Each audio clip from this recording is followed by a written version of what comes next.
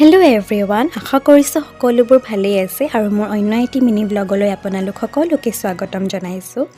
আজি মই মোৰ ভণ্টিহঁতৰ লগত কলেজৰ পৰা আহি লিঅ' এক্সপ' চাবলৈ ওলালোঁ আৰু তাত গৈ পায়েই প্ৰথমতে টিকেট কটাই ল'লোঁ।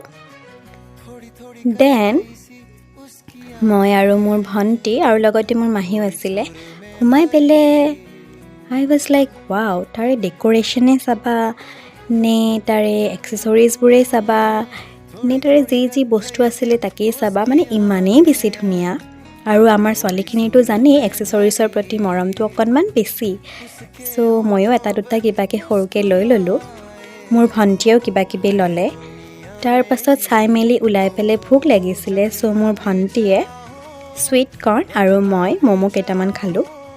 ম'ম' 1 প্লেট খালোঁ আৰু তাৰ পাছত খালোঁ পাপৰি চাট এণ্ড ডেটছ অল।